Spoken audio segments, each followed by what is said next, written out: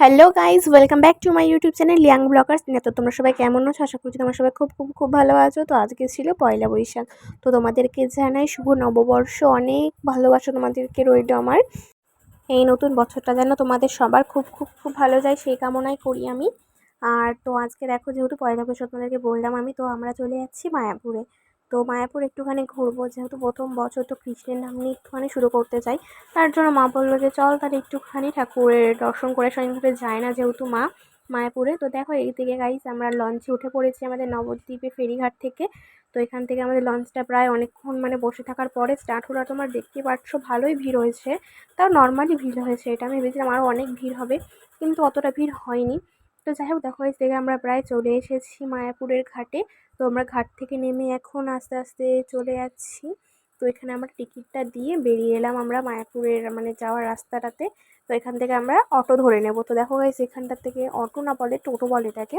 তো এখান থেকে আমরা টোটোটা ধরে নিয়েছি। তো টোটোকে ধরে আমরা নেমে পড়েছি মায়াপুরের মন্দিরের সামনে একদম। তো এখান থেকে আমরা প্রবেশ পথে দেখো গাইস, এদিকে আমরা প্রবেশ করছি মায়াপুরের মন্দিরটাতে। তো তোমরা দেখতেই পাচ্ছ এখনও পুরোপুরিটা কমপ্লিট হয়নি। তো চলো তোমাদেরকে আমি আরও সাইডের ব্যাকগ্রাউন্ডটা তোমাদের দেখিয়ে নিই আমি। তো এখানে ফোয়ারাটা হচ্ছিল গাইস, দেখতে পাচ্ছ কত সুন্দর ভিউ। যেহেতু আমরা বিকালবেলা এসেছিলাম সন্ধ্যা আরতি দেখবো বলে, তো আমি মেন কারণ এখানে সন্ধ্যা আরতি দেখার জন্যই আসি। আর এখানে দেখো গাইস, আমি একটা ফুল তুলে নিয়েছিলাম। আর ফুল তুলতে আমার মাকে হারিয়ে ফেলেছিলাম আমি। তো এদিকে বুনু খুঁজে নিচ্ছিল। আর এটা হলো পুরোনো মন্দির যেটা, সেটা। তো এর ভেতরে তো ফোন নিয়ে যেতে দেয় না, তো তার জন্য তোমাদেরকে বাইরে থেকে আমি দেখিয়ে নিচ্ছিলাম। আর এদিকটাতে দেখো গাইস, আমাদের মন্দিরটা থেকে পুরো ঘোরা কমপ্লিট হয়ে গেছে। আর আমরা সাইডে আসছিলাম, তো দেখছিলাম এদিকটাতে অনেক খাবারের স্টল রয়েছে। আর এটা হলো মেন যেটা মন্দির তৈরি হচ্ছে, এখনও এটা হয়নি। তো পুরোপুরিভাবে এখনো হয়নি, অনেকটা হয়ে গেছে, এখনও পুরোপুরিভাবে এটা হয়নি। তো দেখি এটা কবে হয়, ছোটোবেলা থেকে তো দেখেই আসছি এটাকে।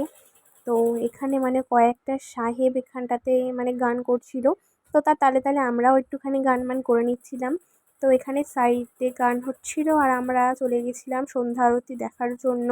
তো সন্ধ্যা আরতি দেখার জন্য আমরা প্রায় 6:30টার সময় প্রবেশ করেছিলাম মন্দিরটাতে।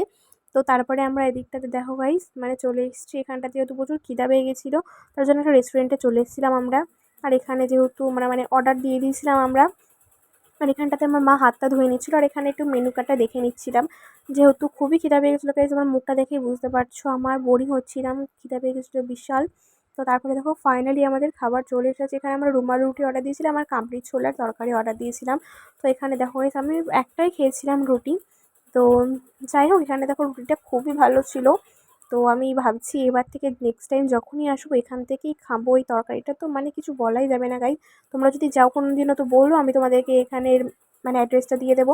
তো আমাদের এখানে খাবারটা কমপ্লিট হয়ে গেছে, আমরা এখন বাড়ির দিকে চলে আসবো। প্রায় 8:30 বেজে গেছিলো আমাদের বাড়িতে আসতে আসতে। আর এই সাইডের ভিউগুলো দোকানগুলো দেখতে দেখতে আমরা বাড়ির দিকে চলে আসছিলাম। তো চলো গাইস, দেখা হচ্ছে নেক্সট ব্লগে। আজকের মতন tata, bye bye, love you all.